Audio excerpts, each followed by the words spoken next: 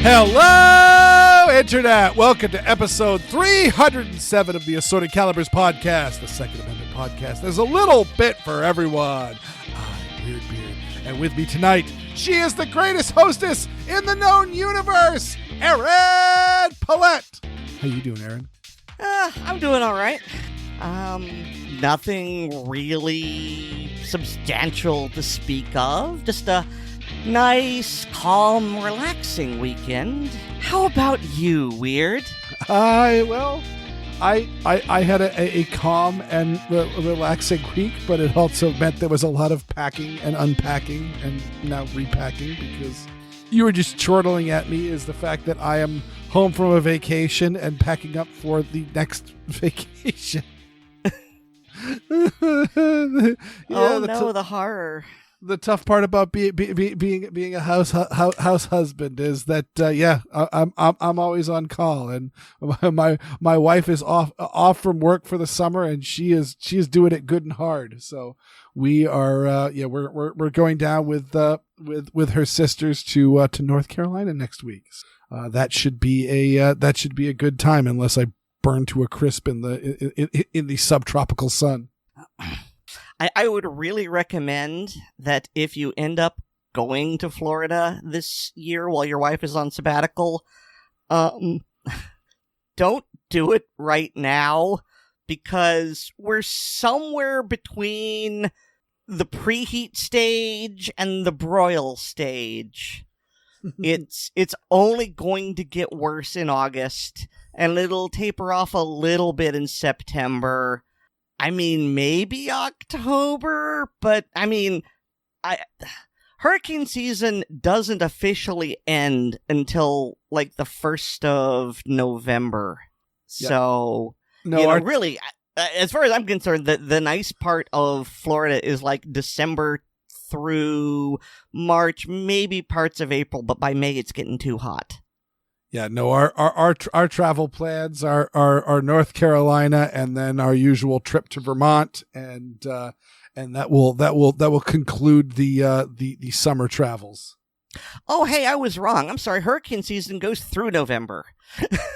Although November, you're probably safe. It goes from November through October. No, not really. I'm just teasing.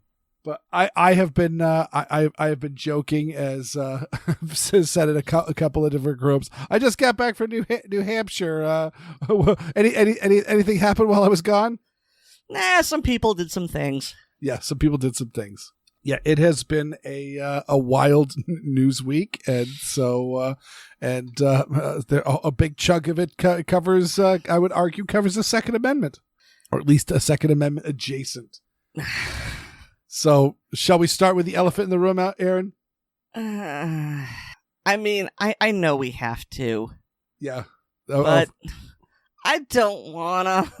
Well, we don't need to dig too deep onto it, because, well, let's be honest. We're recording this on Tuesday the 16th, and we are still well in the bubble of I don't know. And we're not going to be recording next week, so we will by the time I get back, we will firmly know what the hell happened. Right now we're just in rank speculation. But Donald Trump was speaking at a rally in Pennsylvania. Let's see what's the area? Butler. Butler, Pennsylvania. And basically the northwest corner. Yep. And pretty much shortly after he took the stage and started his speech, shots rang out, and they were legit shots, and Donald Trump went down, and the Secret Service piled up on top of him. And then I think everyone at this point has seen the photo of him getting back up and raising his fist in the air as blood was coming from his ear. And I mean, regardless of what you think of the man, that is a very powerful photo, and expect to see that used a lot during the election. That photo is going to be used a lot, and if that photographer does not get a Pulitzer for that photo, it clearly shows that the Pulitzer is partisan. Because... I mean, with first of all, his pose is very striking, but then you've got the big American flag that's hanging from the crane that's fluttering in the breeze. It's just, that's the kind of cinematography you would expect to see in a movie. And so I really have to hand it to the photographer who got that photo. That was really well done. Yeah, I mean, I am saying this simply in terms of composition and dramaticism, and not in comparison of them whatsoever, because I mean, they're incomparable. I'm not even going to say, one was more dramatic, but it really does. Every time I see it, it does remind me of that famous photo of the raising the flag on Iwo Jima. Yeah, there is a similar dynamism to them. Yeah. Not comparing the actions at all on it, but just you've got the flag, you've got all of these people together kind of struggling. It's just the physical composition of it, the action of the shot. I mean, it's a still photo, but it's very much in motion is all that. Again, I if it doesn't get a Pulitzer, it shows that the Pulitzer system is very, very politically rigged, because no matter what you think about former President Trump, it is a very, very powerful photo. But he's very lucky to be alive. I mean, the bullet went by his head. It passed so close. I don't know enough about the flight ballistics / terminal ballistics to know if the bullet physically made contact with him, or it was likely a 223 from an AR platform. If it wasn't the shockwave behind it that cut his ear open, but essentially the top of his ear got flayed open pretty good. What's really dramatic is, like, right before he swats at his ear to indicate he's been hit, he was looking a slightly different way. Mm-hmm. And if he hadn't turned to his right to address that part of the crowd, what clipped his ear would have gone through the back of his head. Yeah, I've seen several recreations that are pretty darn good, that essentially say that if he had, instead of getting caught in the ear, it would have possibly gone into his ear. But thankfully he is okay. The Secret Service immediately returned fire and killed the attempted assassin.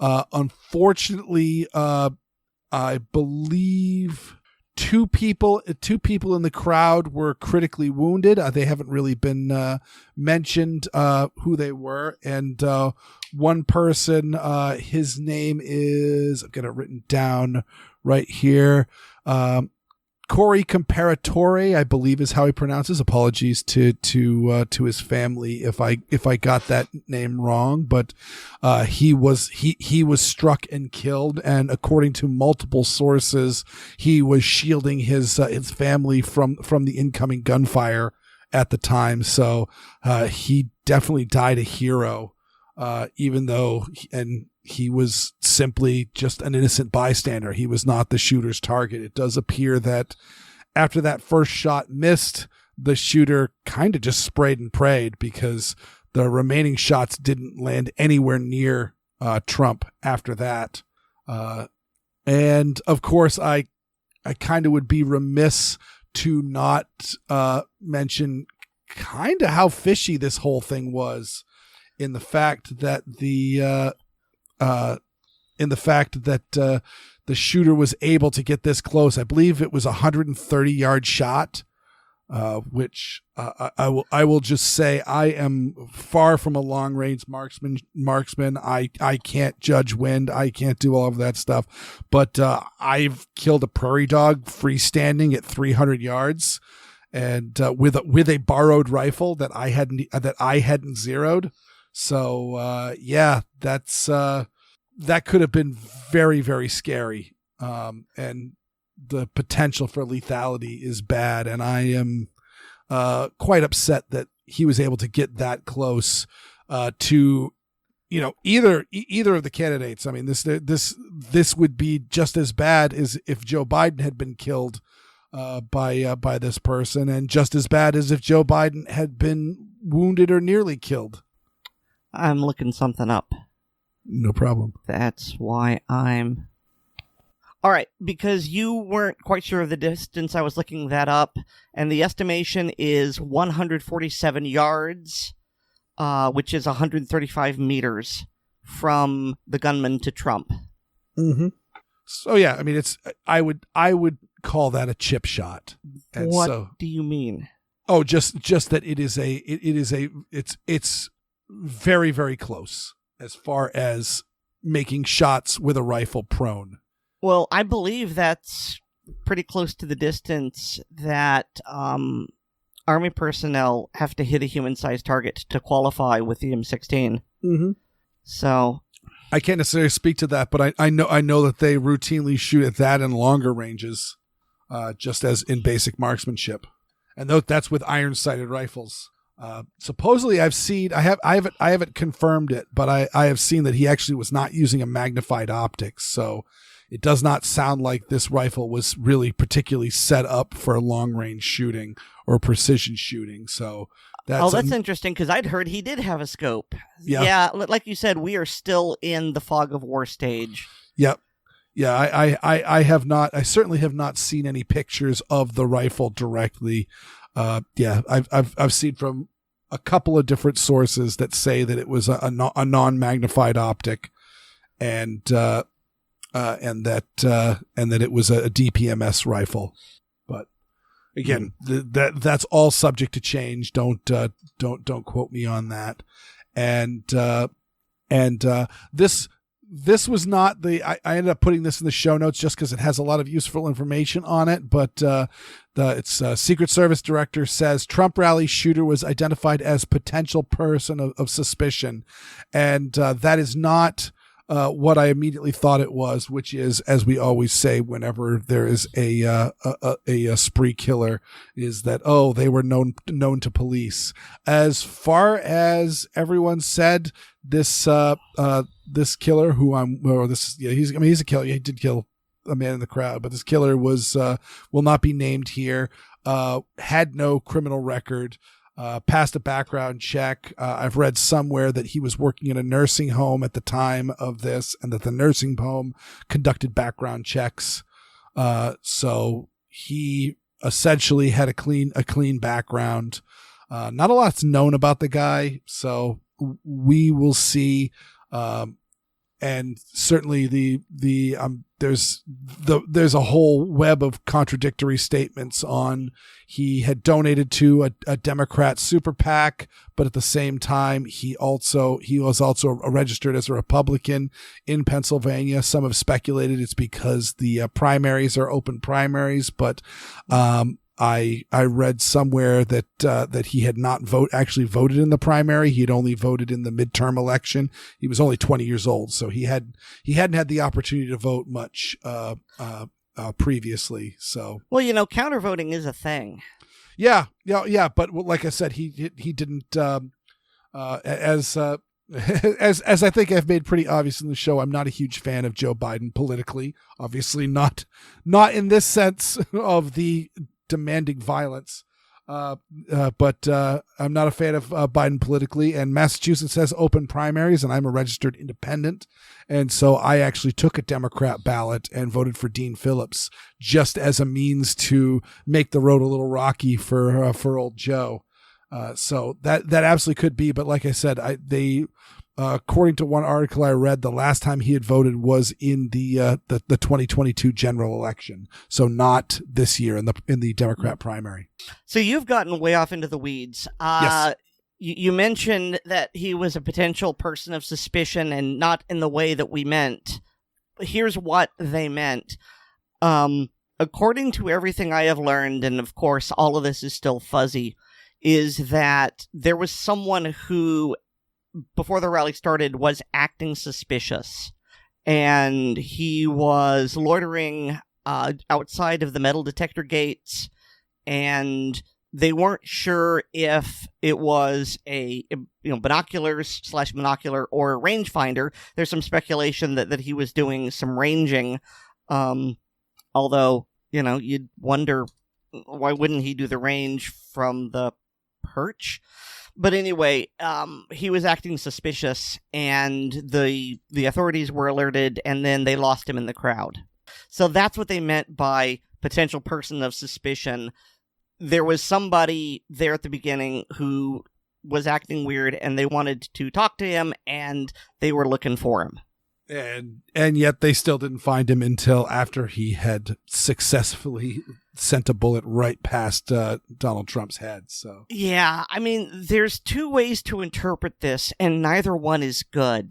Mm-hmm. I mean, you've got the people on one side who were saying that this was deliberate, that it was, I don't know, the deep state, a palace coup, or whatever, but basically the Secret Service allowed the guy to climb up there and take a shot. And then you've got the other interpretation, which is they were incompetent. And neither one is really good. No. Yeah. I'm not going to speculate on which one I suspect. And again, also my opinion is subject to change. So yeah, that's neither one is good. I'm very, very surprised to see that, I'm not surprised that this factory building was outside the secure area, and the fact that he could bring a rifle up to this building, there, 'cause you can't sterilize the whole world. They need to have a secure area.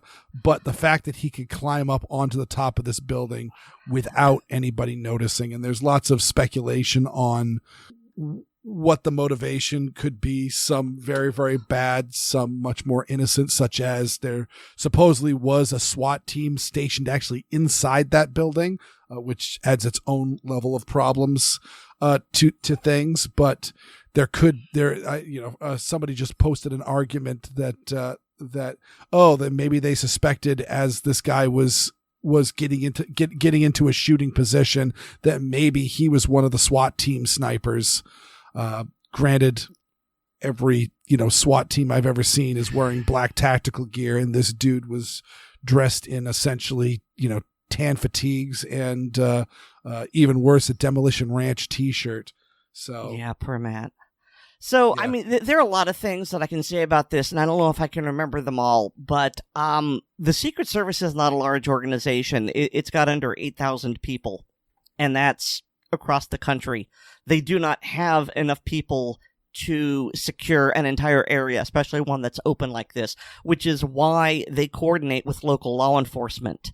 And that is potentially part of the problem, because they secured the area closer to the president and the buildings where the sniper was, that was supposed to be secured by the local police. And so there's a lot of buck passing. And, I imagine that the local police will say something like, well, the Secret Service was calling the shots. And the Secret Service is going to go, well, but the police should have handled it. And there's going to be a blame game. And I've seen what the head of the Secret Service is saying. And when she is blaming the sloped roof for not putting a sniper team on that particular roof, when you can clearly see from other pictures that there were other counter sniper teams on sloped roofs, so there was a point in this country, and it's been past for about 5 years now, where if you were the head of an organization where something went as spectacularly wrong as this one, even if it wasn't your fault, as the head of the organization, the thing to do would be to accept culpability, because, as I think it was FDR said, the buck stops here. And it is the job of these highly paid, highly regarded individuals to lead their organization. And part of leadership is you accept the responsibility when things go wrong. And the way this used to be done was, if there was something egregious that happened, you would tender your resignation. And it would be up to in this case, the president, well, I guess it's the president. I don't actually know who the head of the Secret Service would report to. But anyway, the idea is it starts with they're under Homeland Security, so they would essentially before President Biden, it would be Director Mayorkas. Okay, but still, the point is, you offer your resignation as an apology, and you accept culpability. And maybe if your boss is well disposed towards you, maybe if your boss says, look, you tried real hard, this was out of your control, they wouldn't accept their resignation. But still, the thing to do is to offer that resignation. And we haven't seen that in quite a while. So that's what I think Director Cheadle should do. I don't know that she will. No, and FYI, just for the nerds in the audience, the president that said the buck stops here, Aaron was off by one. It was Harry Truman. Ah, okay. So striking distance, Aaron. Well played. And firmly a 9-ring hit. Okay. And let's see. What I think is going on here is that you had two organizations which aren't used to interfacing with each other, and there was basically a pissing contest of hierarchy. Who controls the area? Well, the local police are supposed to secure it, but still the Secret Service is calling the shots. And there was probably some concern that they didn't want to shoot someone who was actually on their side. So there may have been radioing in and checking and things like that, and we won't know for many more days, possibly never. But no matter what the ultimate reason is, I think we all agree that this shouldn't have happened. And I am personally hoping for incompetence. And this is, I think, the first time I've ever wanted incompetence to be the answer, because I would rather negligence than, deliberate conspiracy for murder. Yeah, it's not good. And this is just something that we shouldn't do. And it doesn't matter if this is your guy or the other guy. It's not how America works. It's not how we settle our political differences. This is just, it is against who we are as a nation. It's against who we are as a people, as our culture. And to continue down this route is to continue down an irreversible route to anarchy. And I'm too old and too fat for civil war, okay? I don't want this. Please don't. Yeah, no, and hopefully, I think that certainly I know that Robert Kennedy Jr., who is also running for president as an independent, has been asking for Secret Service protection because he is a candidate for president and has been denied it so far. And I know that the White House has reversed it and ordered Mayorkas to give Secret Service protection to candidate Kennedy.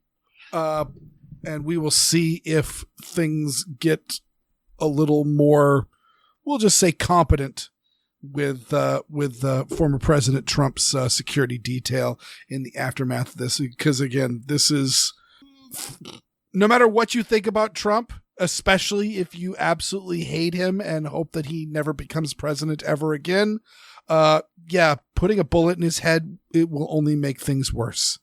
So yeah, this is not something that we want, and the same thing goes for Kennedy or Biden, or I don't even know the name of the libertarian that's running right now.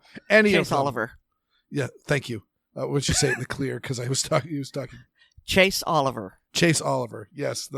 None of that is the right way to do it. The only right way to do this is just get out there and vote. Vote who you think would be the best candidate. Not the best candidate in the world, but the best candidate with the choices that you're given. Or let me phrase it this way. If you hate someone hate a political candidate so much that you want to kill them, do you want to make them a martyr? Because that's what's going to happen, and I'm pretty sure that martyring them is going to have exactly the opposite effect of what you want. Well, especially if you look at the various scathing documentaries on, say, President Lincoln or President Kennedy, two presidents that definitely had controversial political careers, but in the effort to not speak ill of the dead and the essentially martyrdom, they died as heroes to this country. That absolutely has whitewashed away many of their political failings and political problems. So yeah, this is a sign of a sickness, and I'm optimistic that people are working hard to correct some of that, especially some of like the really outlandish rhetoric that people should really try to avoid. By the way, there were 4 sitting presidents that have been assassinated. That is true. Everyone remembers Lincoln and Kennedy. Hardly anyone, I had to look this up in fact, but I knew there were more. Hardly anyone remembers Garfield and McKinley. See, I knew McKinley because that was Teddy Roosevelt's president, and Teddy Roosevelt was McKinley's vice president, so that's what got him into office.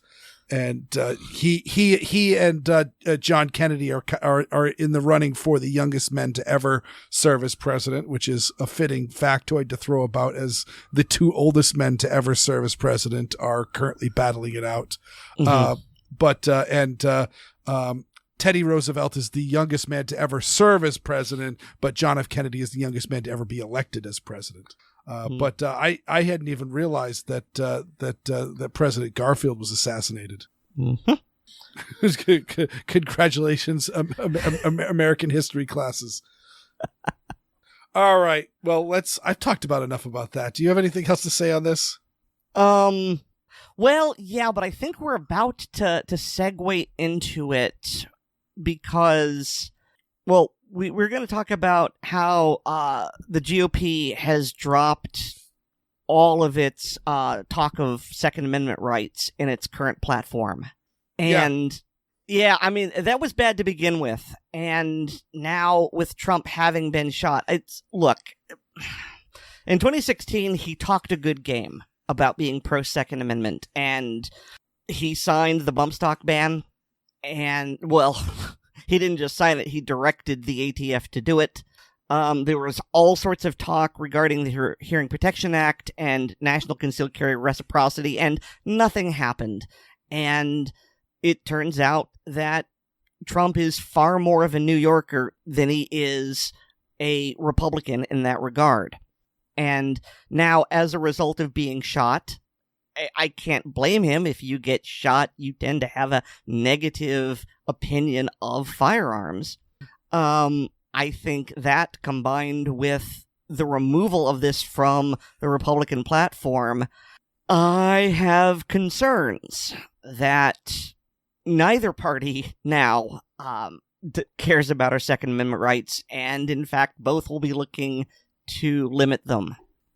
And so, yeah, for sure. I mean, President Biden just spoke, I believe today. I heard him on the news this afternoon, or a news clip this afternoon, where he was speaking at an NAACP event, where he openly said President Trump was shot at with an AR-15, and there's no reason for them to be legal. We need to ban them. President Trump has spoken nothing about it, and I'm quick to point out that Steve Scalise was also nearly assassinated, and he has been a very, very staunch supporter for Second Amendment issues. Yeah, that's absolutely true, and I think that surprised a lot of people. Well, so as I was telling my wife about this, because we were talking about this over the weekend, Steve Scalise was a pro Second Amendment guy before he was shot and nearly killed. And that tends to be how things go. I have yet to see an instance where somebody was affected by gun violence and the violence itself changed their mind on the issue. Gabby Giffords, because there is pictorial evidence of her before being shot in the brain, of her shooting an AR-15 and having a blast. Yep. And now you're going to interrupt, and I will agree with you that this is not necessarily her doing. This is, most likely Mark Kelly manipulating a brain-damaged woman. Mm-hmm. But you wanted an example, and I gave you one. Yeah, I don't think that her behavior is not that of a fully functional adult anymore. She has basically been reduced to somebody just doing tricks for the camera. The fact that she, on all of the Giffords live streams for a month before the Democrat National Convention, she was performing her speech that she gave there, which was only 30 seconds long, or maybe a minute. And then for, I think, 3 months afterwards, she continued performing the exact same speech, including calling for, calling thank you to applause that weren't there. So I don't. It's very similar to James Brady, who was not, he was not, I don't think he was particularly documented well as being a pro Second Amendment guy or not. But he was Ronald Reagan's press secretary. He was shot in the head by Reagan's would-be assassin. That would be the most recent time that a president was nearly assassinated. And not entirely true. Oh, okay. In 2005, Bush II and I think the president of Georgia, an assassin lobbed a grenade at them, and the grenade failed to detonate. Oh, how did I miss that? I'm not sure. I know more about Bush dodging the shoe from the Iraqi reporter. Well, yeah, that's true. But I will drop a link in the show notes. But yeah, I'm not going to attempt to say his name. First of all, we don't say the names of these people, but also it's a Georgian name and it is a mouthful. Mm-hmm. But George W. Bush and Georgian President Mikhail Saakashvili, I'm probably butchering that, were in Tbilisi. And when Bush began speaking, this person threw a Soviet hand grenade, which was wrapped in a red handkerchief, towards the podium where Bush stood. The grenade landed 60 feet from the podium, near where the Georgian president and his wife and Laura Bush and other officials were seated. The grenade failed to detonate, and that mainly it's because the handkerchief, which was wrapped around the grenade, did not unfurl while it was thrown, and therefore it kept pressure on the spoon, the safety lever that you grab once you pull the pin, and so that kept it from detonating. But there was a far more recent assassination attempt. Yeah. So So that's I stand corrected. But yeah, either way, Jim Brady was not particularly anti-gun. Sarah Brady, his wife, was well known as being as being anti-gun long before Jim Brady was severely injured. And as far as I know, I don't think Jim Brady ever really did any sort of speaking engagement or anything. So his mental capabilities were a very unknown integer, and I would assume that he was severely compromised by being shot in the head. So that's something to say. But either way, we don't know. Trump does not have a strong record on guns. He's got a strong history of speaking well on guns, which means that we probably won't know how he took to heart this event until after the election, if he is reelected. And so, we don't know. But on the Pollyanna sense of the fact that the Republicans are really no longer talking about the Second Amendment in the party platform, yeah, that's disheartening. It sucks. It shows that it's not a major priority, especially since like this is a multi-page document. So they're covering a lot of ground, and the Second Amendment's not the ground that they're covering. Is very disheartening. That being said, as Aaron noted, Trump talked a big Second Amendment game. He was the first president since Ronald Reagan to speak at the NRA annual meeting, and we got a bump stock ban out of it. And Hearing Protection Act and the National Concealed Carry Reciprocity was on the table, ready to go, turnkey ready, and nope, didn't touch it. So yeah, hopefully this is just a fluke. I would love for this to be like the biggest ruse of all times, and like the moment that Trump gets elected and we immediately start seeing us go on the offense as opposed to the defense in legislation. But and that could also all be done, without the spearhead of the president. The various members of Congress can step forward and present bills that will do many of the things that we're hoping that the Supreme Court will handle. Maybe even allowing the Supreme Court to moot some of these cases. But that only time will tell. So this next story, this is something we've been talking about for a long time. And I must say I am a bit disappointed in this, but also at the same time, there is a part of me that's actually very pleased with this result because Alec Baldwin, who was on trial for manslaughter for the shooting at the Rust movie set, he has his case has been dismissed, and it's been dismissed with prejudice. So Alec Baldwin will no longer face any criminal charges for the death of camera operator or director of photography Helena Hutchins. And so I'm disheartened only because I think that there was fairly well documented lack of safety, obviously from Hannah Reid, who is currently appealing her conviction, and I think she's actually got a pretty good case now because of this. But she very much was a very incompetent armorer. By all definitions, and no matter what happens to her moving forward, she will forever be an incompetent armorer. The evidence was laid out very, very clearly, and Alec Baldwin was very unsafe in his firearms handling and very cavalier with how he treated live actual guns on the set of a movie, and as we point out, we don't do that. People get upset. Hey, quit pointing guns at me and all that, even in instances like the NRA annual meeting where all the firearms have to have their firing pins removed. So this, we take this thing very seriously. This was not taken seriously on this set. That is not an affront to Hollywood, because also he was a direct violation of many of the SAG-AFTRA rules on how to handle a firearm. But the case was dismissed because the prosecution had withheld evidence.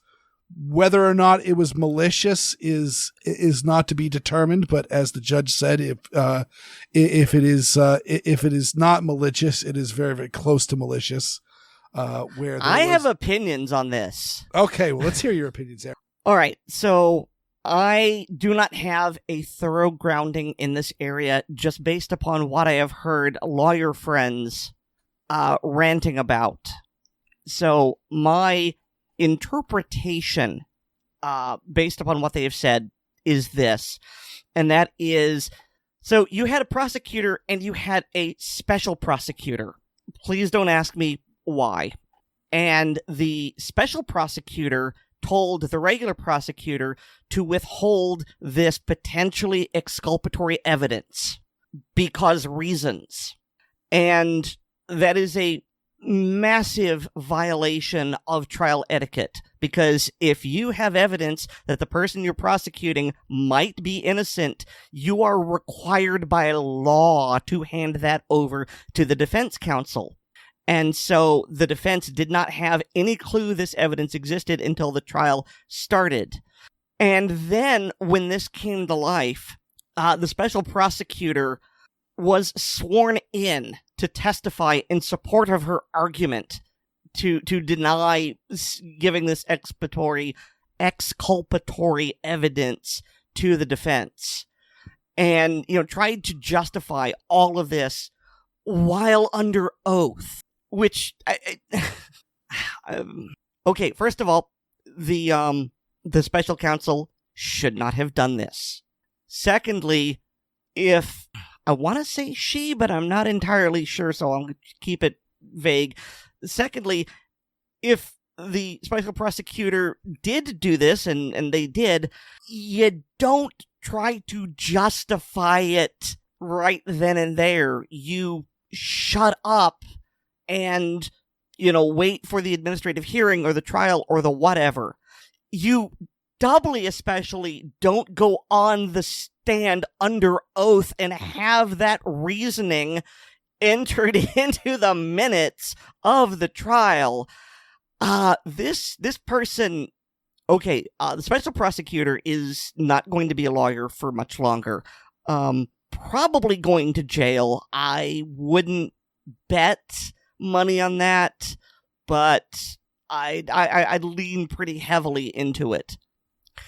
And I don't know why they thought this was a good idea.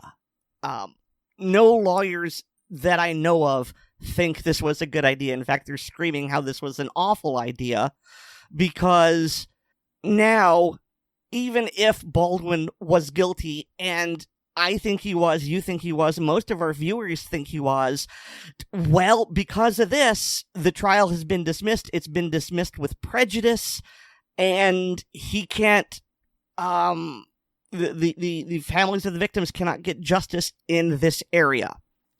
The only remedy left to them is to pursue civil penalties, which is a lower bar to clear. But on the other hand, if Baldwin had been convicted of the criminal offense, which is the much higher bar, it would be so much easier to get a judgment civilly. This is bad. This is really bad.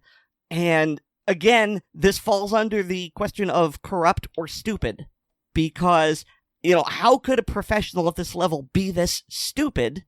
But the only other option is, then what happens? Were they bought? Did big Hollywood pay them enough money to have them do this so that the case would be thrown out? I don't know. I don't know why, and it bothers me. It bothers me so much.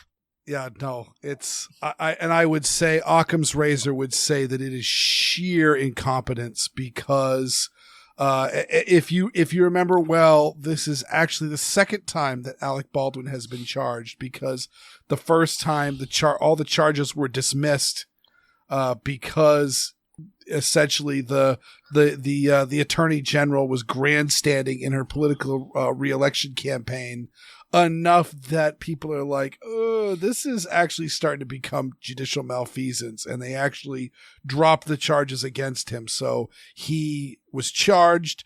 The charges were dropped before any trial could happen, and so therefore double jeopardy was not a factor. He could be recharged because he was never tried. But now he has been tried. The charges were dropped. They were dropped with prejudice. The judge did not feel that the grounds for a mistrial were achieved, so therefore he cannot be charged again. He is essentially free, at least from criminal charges, but of course he can still be charged civilly, and which will only be monetary value. You can't go to jail for those sort of things. And I gotta say, this level of incompetence, as much as I don't like Alec Baldwin's behavior, as much as I don't like Alec Baldwin as a person, as far as being just an anti-gun, arrogant, cavalier person. There was a lot of stuff that he was doing in between this woman's death at his own hand and all that, such as he was trying to get all the witnesses together to do a reality sort of TV or a documentary on the shooting, which struck me as a very, very ghoulish vanity project. But as much as I feel about that, like this level of incompetence, you just cannot just leave up to it. Just can't stand. Like they're doing justice absolutely wrong. And so I would not be surprised if Helena Hutchins ends up walking free. Or not Helena, sorry, that's the Hannah Gutierrez-Reed ends up walking free simply because of this level of incompetence and saying, look, they were doing all of this stuff against Alec Baldwin. Clearly there's a chance that they were doing this stuff against me as well. And that would not necessarily be that's a reasonable assumption. So, especially since actually some of the evidence that was withheld was ammunition that appeared very much to be. I didn't fully grasp how this ammunition was going to be used actually in the trial, but the fact that it was withheld, certainly the judge agreed that it could be exculpatory in nature. So this was a bad case, and really shame on the judicial system of New Mexico, because as bad as Alec Baldwin was in this instance, you guys were doing worse.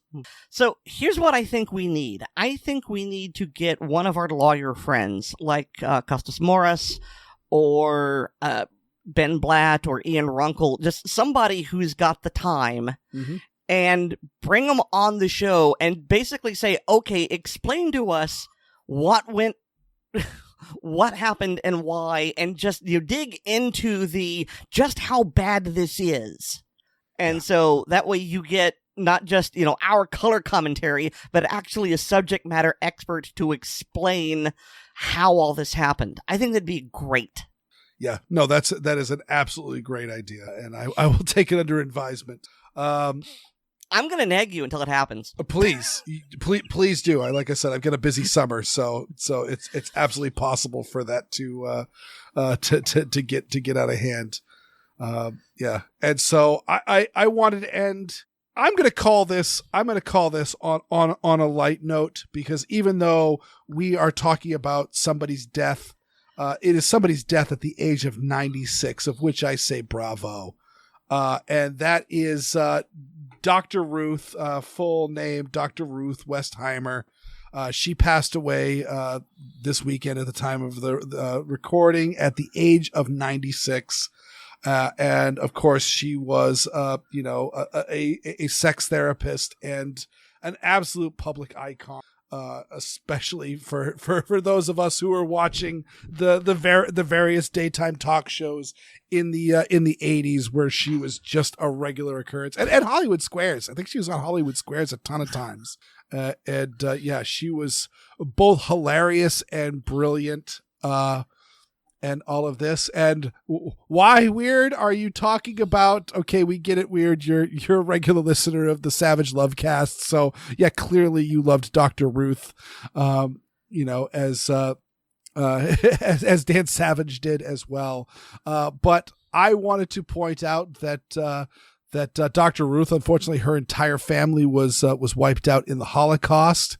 And so after the war, she moved to, at that point in time, it was Mandatory Palestine, and was part of essentially the fledgling nation of Israel, and joined the IDF, and she was a trained IDF sniper. And I don't even know if she was 5 feet tall. She was a teeny tiny lady. And I just love the idea of her being a trained soldier, in the IDF, especially being as severe a victim of the Holocaust as you can be without actually losing your life.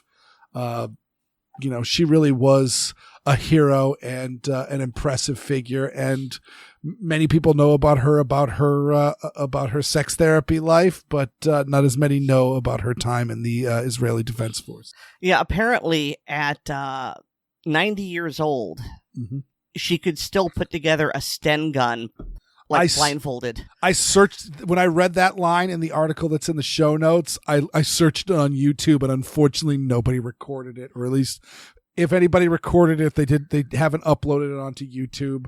If anybody finds this on YouTube of a 90-year-old Dr. Ruth assembling a Sten gun, please. Oh, I mean, I think there are semi-auto Sten guns out there and all that, but it's one of those, like, I wonder if it was also just straight up a full auto a machine gun that she was that she was working with. Either way, she was a pistol, quite literally, and she will be missed. But again, at 96, ain't none of us getting off this rock alive. You know what? Congratulations for living the definition of a full life, Dr. Ruth. Yeah, she had a great run, and apparently when she passed, she was holding her son and her daughter. And so, hey, hugging your children while you're lying in bed at the age of 96 is a great way to go. Mm-hmm. No, that's... I hope to go the same way. Well, you hope to go in bed. I mean, it's the most comfortable place. Do I need to explain the joke, or have you picked up what I put down? I am intentionally remaining ignorant. Really, intentionally, because you do it so well automatically. I mean, I'm practiced. So, speaking of practice, and Weer'd, you're gonna hate me for this. So, speaking of practice, Xander did his the cheap and dirty way, but David showed us how to do it the precision way with adjusting your sights.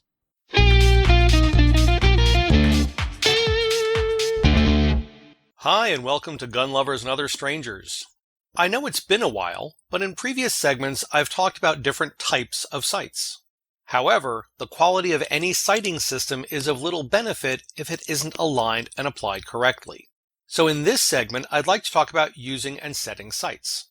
The two aspects of using iron sights properly are referred to as sight alignment and sight picture. Sight alignment is when the front and rear sight elements are in proper orientation to one another. With Partridge-style sights, the top of the front sight blade, or post, should be level with the top of the rear sight block, and it should be centered in the rear sight notch. If the sights are not properly aligned, shots will tend to be off, up, down, left, or right, depending on the sight offset. It's also very difficult to consistently hold the sights out of alignment. With peep, tang, or receiver-style sights, the top of the front sight blade, or the middle of the crosshairs, should be centered in the field of view. Tang sights have different size apertures for different ranges and light conditions. With proper sight alignment, accurate shooting can be considerably easier. Sight picture involves looking through properly aligned sights at a target.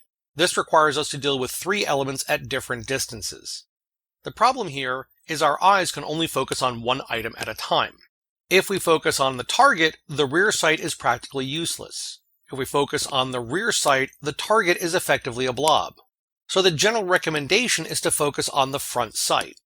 The rear sight and target will be slightly out of focus, but manageable. The process of adjusting iron sights, if even possible on a particular firearm, is quite varied. I'll get to that another day. As with iron sights, there's a proper way to mount, adjust, and sight in a scope.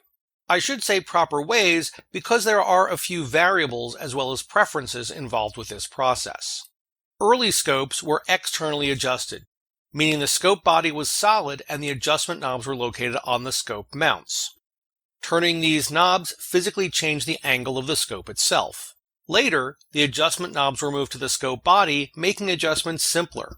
Further developments made these adjustments more consistent and predictable. The first steps in mounting a scope, after acquiring a scope of course, is a solid scope mount and the proper rings. Mounts generally come in 1 and 2 piece configuration and in Weaver or Picatinny patterns. These days, 1-piece Picatinny mounts are the most common. In fact, many firearms come with a Picatinny rail either built into the design or supplied as an included attachment. Rings come in 1-inch and 30mm diameters, the two most common scope tube sizes. The height of the rings is also important. Ideally, the scope should be mounted as low as possible, yet with some clearance between the objective lens and the barrel. This is to reduce the height over bore, or the distance between the center of the bore and the center of the view. If removable lens caps are going to be used, this should be taken into consideration when selecting scope ring height. If necessary, mount the rail to the firearm. A single drop of blue Loctite, and nothing stronger than blue, can be used to prevent the screws from backing out if they don't come with thread locker already applied. Next, attach the ring bases to the rail. Position them so when the scope is in place, the adjustment knobs are relatively centered between the rings. Also make sure there is some space between the rings and the ocular and objective lenses. Once the rail and ring bases have been properly mounted to the rifle, place the scope on the rings and determine the best position for optimal eye relief. Keep in mind, this can be adjusted in small increments once everything is in place, but it's easier to get it as close as possible beforehand. Proper eye relief is when the shooter can place their head in a comfortable position on the stock and still see the entire field of view through the scope without any fuzzing around the edges. Once scope position is determined, install the top half of the scope rings and loosely screw them down. Don't tighten them all the way yet. Scope orientation needs to be checked and confirmed. While this can be done by eye, a better option is to use a leveling tool. Secure the firearm in a soft jaw vise and try to get it as level as possible. Then attach the scope leveling tool and rotate the scope until the reticle is level. When tightening the scope ring screws, be careful not to over-tighten them. Many scope and ring manufacturers recommend around 25 inch-pounds as a maximum. While this can be done by feel, a safer and more precise option is using a torque wrench. Also, the screws should be tightened in a pattern to avoid applying too much pressure to one side and twisting the scope. Since most rings these days have 4 screws each, a figure 8 pattern is recommended. Tighten each screw partially in turn until they're all done. Make sure the reticle remains level throughout the process. Now that the scope is properly mounted to the firearm, it's time to adjust the optics so point of aim matches point of impact for a specific load and distance. This is called zeroing the scope. While this can be approximated on the workbench, the only way to truly zero a scope is from the shooting bench. Scope knobs usually apply adjustments in quarter or half minute of angle increments. A minute of angle, or MOA, is, as name implies, a measurement of angle, not distance. It's defined as 1/60th of a degree. This equates to approximately 1 inch per 100 yards, actually 1.047 inches, and increases with distance. Therefore, 8 inches at 800 yards is still 1 minute of angle. There are 2 main categories of Boresight tools available on the market today, analog and laser. The analog version is a Collimator type system held in place either by a magnet or a barrel spud. In either case, a grid is displayed in the field of view of the scope. There are also 2 types of laser Boresight. The more common one is similar to the analog in that a spud is inserted at the muzzle end of the barrel using a caliber-specific bushing. After it's in place, the laser is activated and projected on a surface a set distance away. The other type of laser Boresight is shaped like an empty shell casing and is inserted in the chamber. Once activated, it's treated in the same manner as the other laser Boresight. All of the following methods are easier if the rifle is solidly secured, either with a vise, sandbags, or some other fixture. Once the analog Boresight is installed and adjusted according to manufacturer instructions, the windage and elevation knobs on the scope are carefully rotated so the crosshairs line up with the center of the collimator target. Some analog Boresights can be adjusted to estimate a specific range, however most are fixed. When using either of the laser Boresights, a dot is projected onto a surface at a set distance. As with the above method, the windage and elevation knobs on the scope are carefully rotated so the crosshairs line up with the dot. This method can result in smaller groups initially when shot testing, as the sighting point is not right in front of the firearm. Last, but certainly not least, is the old-school literal Boresight method. While this technique isn't as precise as either of the earlier 2, It requires no additional tools other than a method of securing the firearm. First, the bolt is removed to allow an unobstructed view through the barrel from the chamber end. The bore is centered on an aiming point at a set distance. Then, without disturbing the rifle, the windage and elevation knobs on the scope are carefully rotated so the crosshairs line up with the center of that selected target. While all of these can get shots on paper, as I mentioned, the only way to truly zero a firearm is by actually shooting it. However, starting the sighting process by boresighting can save time and ammunition, two things that are often in short supply. Proper understanding and use of sights and optics are essential parts of accuracy. As Colonel Townsend Whelen said, only accurate rifles are interesting. Good luck and safe shooting. Range 900 yards. Windage 5 to 7 west to east. Permission to fire. That about wraps up this segment. If you have any questions for me or suggestions for future segments or a comment on a past segment, please post them on the Assorted Calibers Podcast Facebook or MeWe pages, and Aaron or Weer'd will make sure I see them. I'm also a contributor on the Blue Collar Prepping blog, which can be found at bluecollarprepping.blogspot.com. Finally, I'm a published author, and books with my stories can be found on Amazon under the names Brena Bock and David Bock. That's all for now. Thanks for listening. I'm David, and this is Gun Lovers and Other Strangers.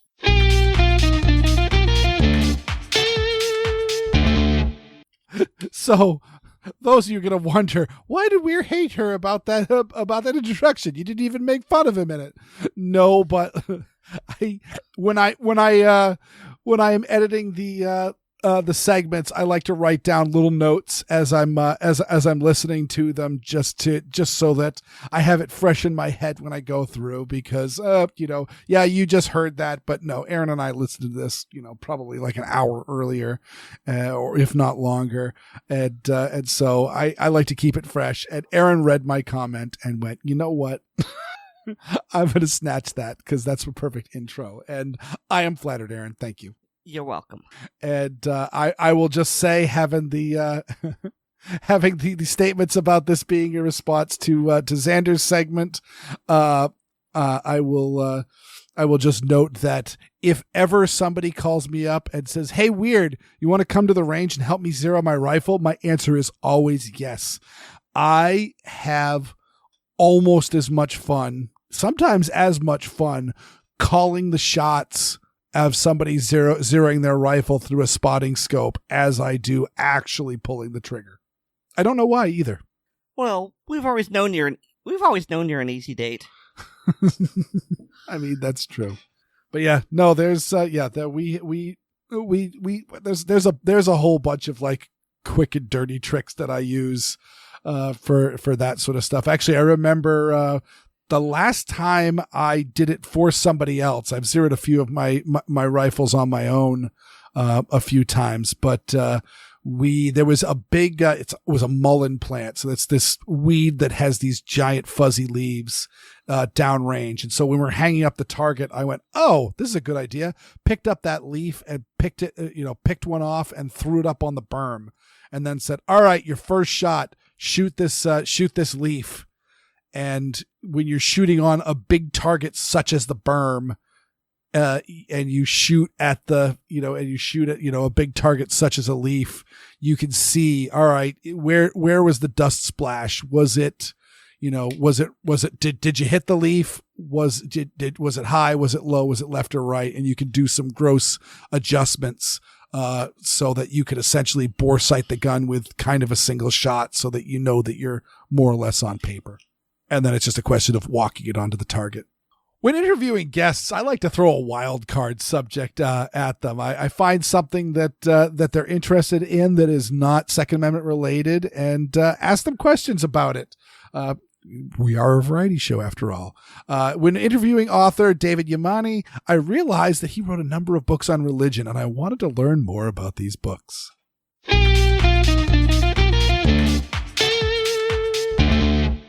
I would like to welcome back to the Assorted Calibers podcast, David Yamane. He is a sociology professor at Wake Forest University.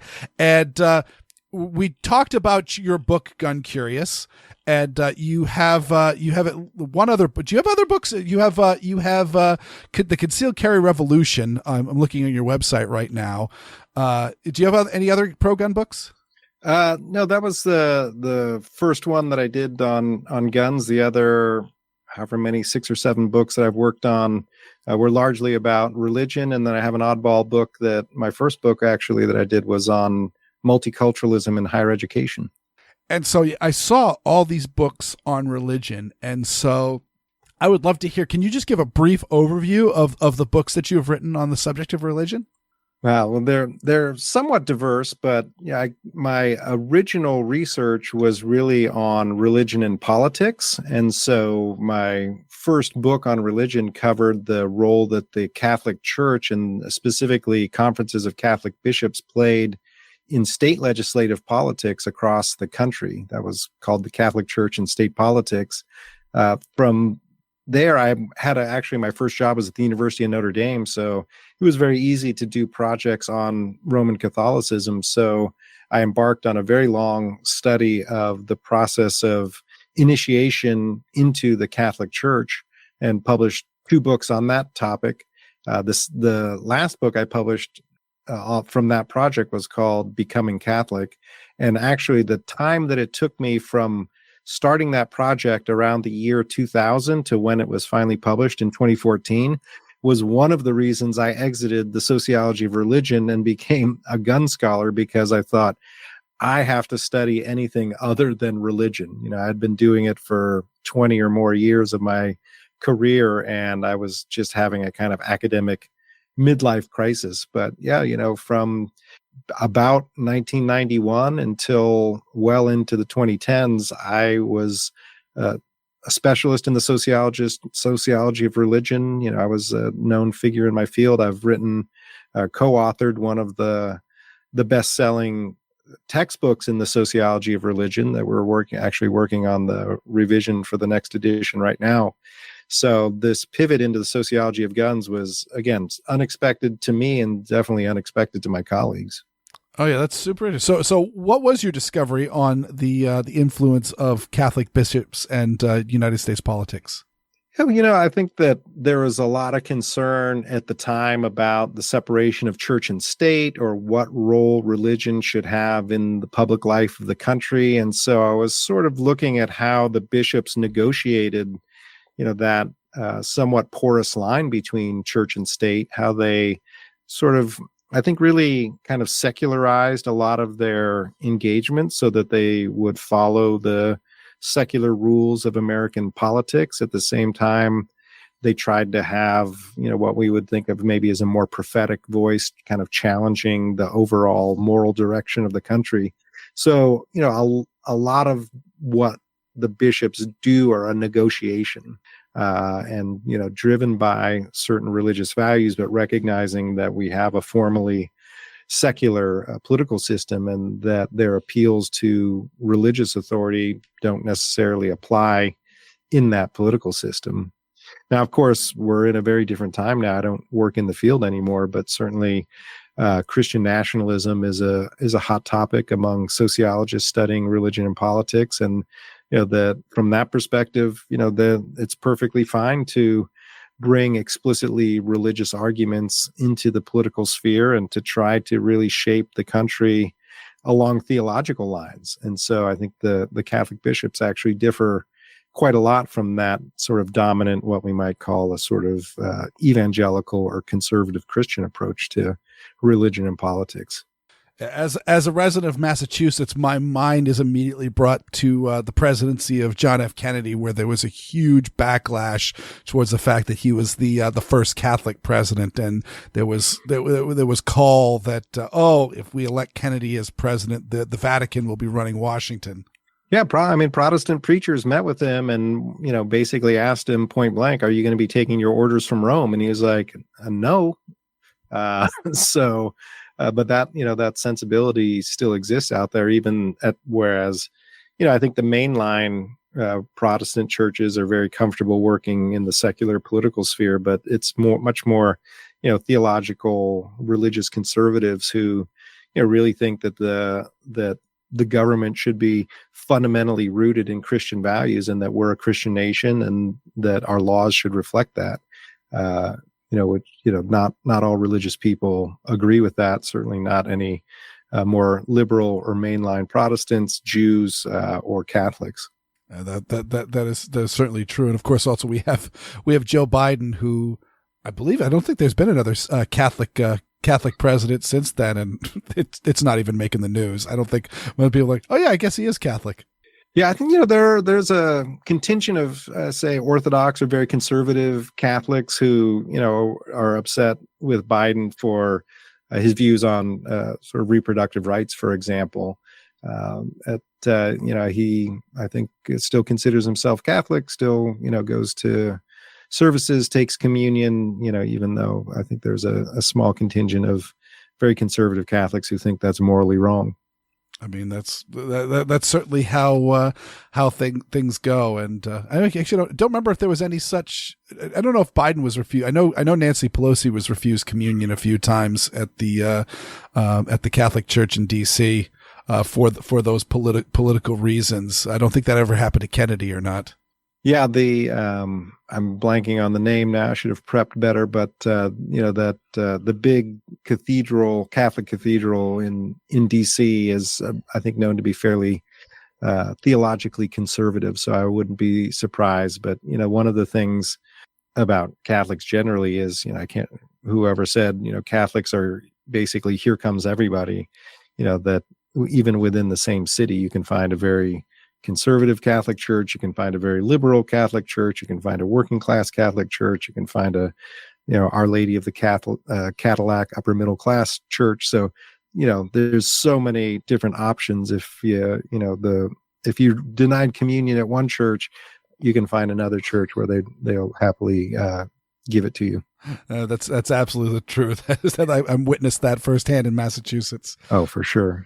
I mean, when I was in South Bend, I think, there were 19 Catholic parishes in the city of South Bend, sometimes on opposite corners of the same intersection, because you'd have a what we call diocesan Catholic church, but then there are all these ethnic Catholic churches, right? So, you could have a Ukrainian Catholic church, or you could have a Polish Catholic church, and literally across the street from each other. I mean, that is wonderful. So do we miss any other topics on some of the others? I mean, focusing on the Catholicism part of it, just out of interest. Yeah. I mean, the other thing, as I worked in the field, I kind of, had a very synthetic view of things. I'd actually try to have a synthetic view of things in general. So, a lot of my work is work of consolidation. So I edited professional journals. I edited volumes that summarize the field. I had this textbook. So, I think the predominant work that I did substantively on religion was on, Catholics and politics, and then this work on the process of initiation into the Catholic Church. So those were my two main emphases within the sociology of religion. Well, just to close out, like this is the wild card segment. For those that don't know, I always like to surprise a guest with a topic that I think would be an interest to them, but not one that we've prepared beforehand. Just I wanted to keep it organic, so that's understanding why. Oh, you didn't do any research for it. No, you wouldn't expect this. So, has there ever been any statements within Catholicism or any of the religions on the right to self-defense, the right to keep and bear arms? Yeah, I happen to know this because when I first started getting into my research on guns, I still was kind of dabbling in the sociology of religion. And so if you take the Catechism of the Catholic Church, which is the official sort of consolidation of all of the church's official teachings for over the years, and it has language in it which says that obviously thou shalt not kill in the commandments, but that if you kill someone in the act of legitimate self-defense from yourself or someone else, that this is morally acceptable, right? That you can't, intentionally just kill somebody, but if you happen to kill somebody as a secondary effect of defending yourself, then you're morally okay, according to the Catechism of the Catholic Church. And of course, I believe it's Luke 22. I myself am not Christian, so my Bible citations are a little weak on the Jesus telling people to sell their cloak to buy a sword. I always cite as one of the best religious exemptions against, I would argue, against assault weapons bans.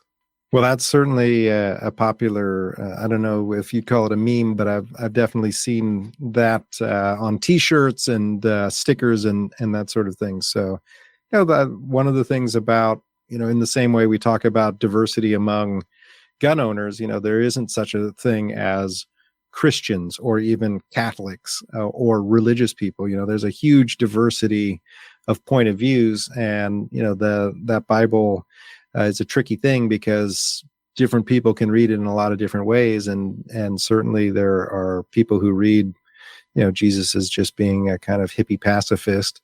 But there are, other people who highlight these other aspects of him where he was not, reluctant to, condemn people or to, advise people that their lives have value and that, that people should do things to, basically protect and defend themselves and their loved ones. So, a lot of people can make what they want of scriptural passages.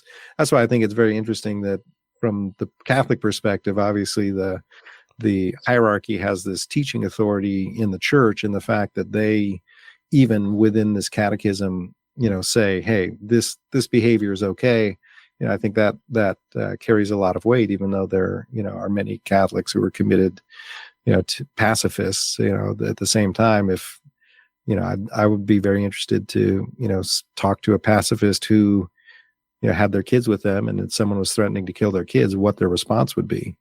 I know a few Buddhist pacifists, and I have given them that question, and they're like, you know what? I can't give you the honest answer on that because, that is that is a tough way to think. And I'm not going to get too much into the fact that most often you find the pacifists in a very, very comfortable place where violence has been stamped out by others at their regard. So, but there, I said it.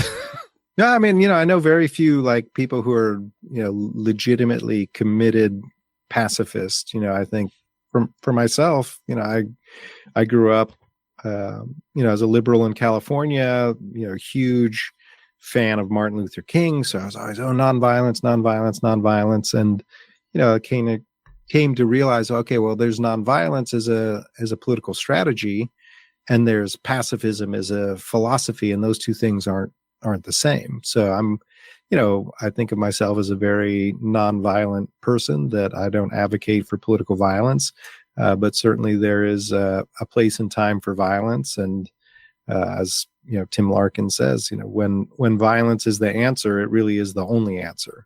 It's almost never the answer, but when it is, it's the only answer. Yeah, I even argue the fact that I am nonviolent, but I am all for deadly force. So it's one of those, I will not fight you, but you know what? If you push things far enough, I will defend myself. So that's certainly a philosophy I agree with. Well, that's an interesting distinction too, because after I spoke at the National Firearms Law Seminar the other week, and I talked about how one of the lessons I learned journeying through American gun culture is that violence is sometimes the answer. And someone came up to me and said, and made kind of the distinction that you just made, which was, she said, I wouldn't talk about violence as being the answer. I would talk about force as being the answer, right? Mm-hmm. And that there are levels of force up to and including lethal force. And I thought, that's an interesting way of talking about it. I can see it has, how it could sort of or disarm people, so to speak, so now you're not talking about something that they inherently react negative to, which is violence. So I was trying to sort of prod my fellow liberals to say, you're very anti-violence, in a sense, but then you're not super anti-violence when you tell people, if you ever have a problem, just call the police and have them bring their violence with them to help you. But it's interesting that for, as long as I've been at this, you and this woman are the first people who kind of made this distinction between violence and force. I mean, yeah, that's super interesting, and I really appreciate your insights on all of this.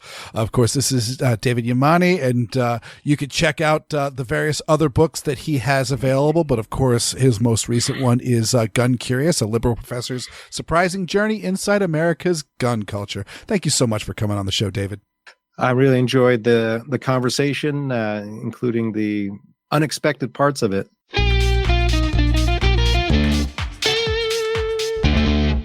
I gotta say, Aaron, people always say never talk about religion or politics, but those are the interesting things. So I think you were the one who asked if there was a religion that required you to go armed. Well, I specifically asked within Christian scripture, because that is Dr. Yamane's level of expertise. But I think I know where you're going with this. Okay. So, not a lot of people know about Sikhism, which was sort of but not really, a fusion between Hindu and Muslim. And the Sikhs have some requirements. For example, 5 things that they're supposed to wear. And one of those things which they're supposed to wear on them at all times is called the kirpan, which is a curved single-edged blade. And so, as much as we like to talk about Mandalorians and weapons are part of their religion, the Sikhs actually have, as part of their religious doctrine, that they must always carry a knife. Now, there are ways around this in modern day because according to the Sikh Code of Conduct, the length of the blade is not prescribed, and it doesn't specifically require it to be sharpened. So, you can have a small, on a necklace, kirpan, and that will satisfy the religious needs without, walking into a sterile area while armed. But still, the traditional definition of a kirpan is a full-size sword about 30 inches in length. So there you go. Yes, and they're considered the 5 Ks of Sikhism. First is Kesh, which is the long hair.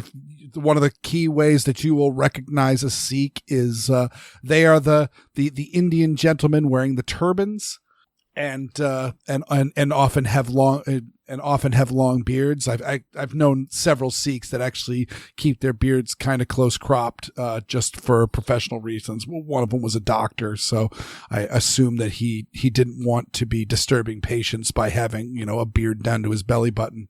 But they will almost always have beards, and they will be wearing turbans. And the whole point of the turban is they've got their hair coiled up underneath there. As my Sikh doctor said, as much as there is up there anymore, because if you know Indian people, most Indian men are prone to pattern baldness. The next one is the Kanga. I pardon my pronunciation, but that is a comb. Again, the Sikhs are required often to not cut their hair, so therefore they must keep it neat with a comb. The next one is the Kara, which is another way to recognize Sikhs, is essentially a silver bracelet. And interestingly enough, there is some Sikh traditions where it can be used as essentially a knuckle duster as well. So there is also a weapon implement towards that. There is also an undergarment, and then there is the kirpan. And so, they are within the Indian caste systems considered a warrior caste. And so there's also a lot of, British Raj stuff of guards with the long beards and the turbans and the, Ishapur rifles. When you look at a lot of classic Indian stuff, and actually, just realized one of my old bosses was Sikh, and her father was part of the Indian military. So I forgot to ask her if that was really kind of a long-standing tradition within her family, but it very much is so. And in India, there is I've yet to find someone who is super duper adherent to the kirpan in the United States or Canada. But in India, there's a lot of people that are carrying them, and they are razor sharp, and they are there to protect innocent lives, very similar to why many of us carry a firearm. So was that what you thought I was going to say? Yes, it was. Okay, great.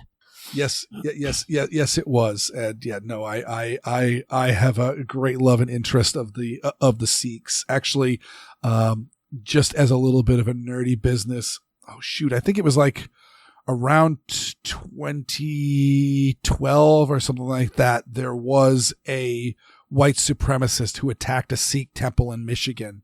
And the irony behind it was that, this guy was probably, if not part of the Aryan nation, probably sympathetic to that group.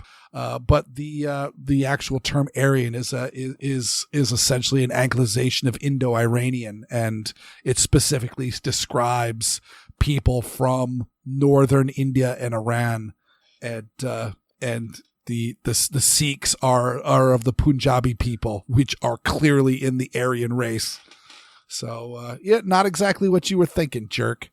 Well, I mean, there's also the fact that the swastika, first of all, the Nazis reversed it, but it is considered I don't know if it's considered a holy symbol, but it's considered a very lucky symbol. It's a straight up Dharma wheel. It is very, very, very significant to both Buddhist and Hindu religion. And also I have heard that many times that the Nazis reversed it, but the Indian swastika will also be it is very frequently the opposite direction of the Nazi swastika. I can't remember off the top of my head which one's clockwise, which one's counterclockwise, but both the Nazi swastika, in the traditional Nazi flag, the one side was a mirror of the other, so that the swastika would not in sunlight would not appear as a double image on that. So very much the Nazi imagery, the swastika went both ways, and you will also find in classic Hindu and Buddhist art it going either direction. So yeah, the Nazis stole from, Indians and what's that? I mean, the Norse cultures as well with the runes. Right. I was drawing a blank here because there's a particular name for that. Central Asia. That's what I was trying to think of. Mm-hmm. Yeah. In addition to being mass murdering assholes, they were also intellectual thieves. Hooray! Yes, I would like to clearly make the state of those of us at the Assorted Calibers podcast are not huge fans of the Nazis. No, we are not. I lost family in the Holocaust, so. And as how to pivot away from this, you know who we're huge fans of, Aaron? You know who aren't Nazis, Weer'd? Our listeners. Our listeners, each and every one of you. And if you are a Nazi, I will just tell you, guess what? The show sounds so much better in your earphones as you're jumping off a building. Give it a try. But I suspect that most of you are perfectly safe and wonderful people, and who are also wonderful people are our lovely supporters on Patreon. If you want to join us, go to patreon.com/Assorted Calibers podcast, and you can sign up there. And this is not a tip jar. This is not a passing the can. This is our shop. We sell stuff. We sell more podcasts. We've got things like the ACP blooper reel, the ACP film track, and the ACP mag dump. And even though the show will be a little bit sporadic for the next month, I'm trying to keep content pretty steady on those. There should be another episode of Speaking of Shogun dropping this week. Yes. Oh, it's speaking of Shogun, I forgot to mention that. Yeah, no, seriously, if you are a Patreon patron and you haven't watched one of Aaron's Speaking of Shogun episodes, highly worth your time. I really enjoyed those. And if you don't know what I'm talking about, maybe you should go sign up. $4 is all you'll need, and you can. And guess what? Not only will it give you the stuff that's coming out over the next time, but you can also visit the whole back catalog. So there's a lot of stuff in there. Hey, Weer'd, do you have any questions for me for my next episode of Speaking of Shogun? You know what? I don't, because you were just so thorough. I could. You had a few pronunciation stuff, which I could probably help you with, but I'm not going to go through that here. Okay, that's bold, but fine. But patrons can also comment on those episodes and give Erin some feedback, so she can have some stuff to talk about at the top of the episode. Mm-hmm. Also, please remember to rate us on Apple Podcasts, subscribe to us on the platform of your choice, and share the show with your friends, both online and off. I've got a blog. It's at weerdworld.com. That's WEERD world.com. And hear me weekly on Handgun Radio on the Firearms Radio Network, though not this month. And you can get more from me at Linktree/Aaron Paulette. That's linktree.ee/Aaron Paulette, all one word. And thanks to Nate Spender for our lovely music. I am a tricksy hobbit, at least according to Weer'd, and Weer'd is just a boring old human. I guess he likes the extra feats. Our D&D classes are assorted, and so's our podcast. Good night, everyone. Good night.